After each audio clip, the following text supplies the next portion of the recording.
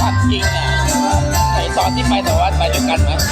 ไปด้วยกันแต่ละวันอ่ะแล้วไปด้วยกันแต่ความจริงนะเรามาทำในกลุ่มนี้จะดีมากเลยมันจะเข้มแข็งมากกว่าครับไม่เร็วนะนี่ยังที่จะให้ทางไอ้เพิ่นได้เต้นอาจารย์เพิ่นได้เต้นนะมีอย่างอีกบ่ยกเนี่ยว่าสั่งตั้งไหวยกว่าตั้งไหวยกเนี่ยเอาสามเท่า3จังหวะเนาะพวกไทยสารวัตรตั้งไหวเด้อเอาอีกเพิ่งให้อาจารย์เพิ่นได้เต้นแล้วก็ทั้งศาสตราจารย์เพิ่นจะอบรมในนั้นเนาะแล้วก็ทางด็อกเตอร์ทำได้เพิ่มกับสิ่งการอบรมในนั้นเอาอีกแบบนึงที่ฟ้อนพวกไทยสารวัตรและตั้งหวายเลยแม่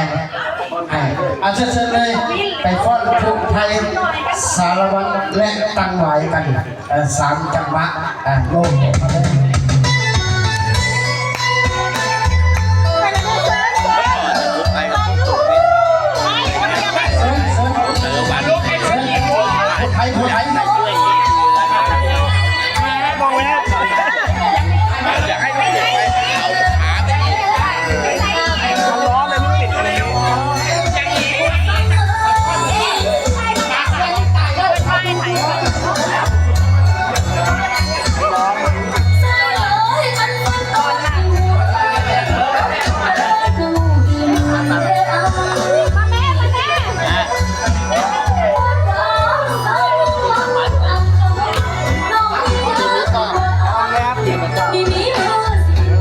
รุ่นใหญ่ยังไม่ออก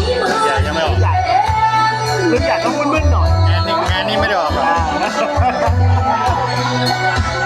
ของเกมไปแทนเกมไม่ชอบนะไปกับกลุ่มกับวิทย์มันไม่มีพลังต่อเนื่องไปมอบแล้วเขาเนี่ยมันกินตามที่นะจะไปในกลุ่มที่บ้านเนี่ยเป็นตัวแล้วผมจะร่วมกันไม่ได้ที่อยู่ว่าเพราะว่าเป็นเรื่องที่เราเรียนกันไว้แล้วเราขอเดินรับเราไปเล่น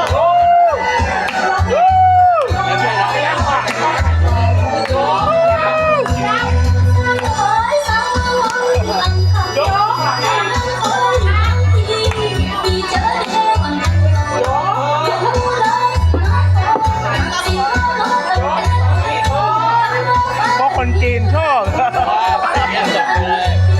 จีนมันแค่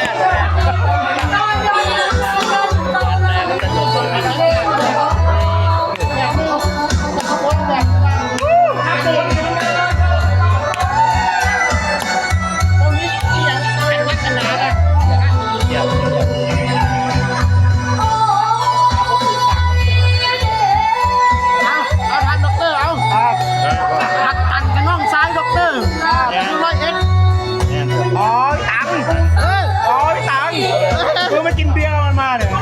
บอกมันมาบอกแม่นเลยเห็นว่าบอกเพิ่งไปเจอกันมาเนี่ย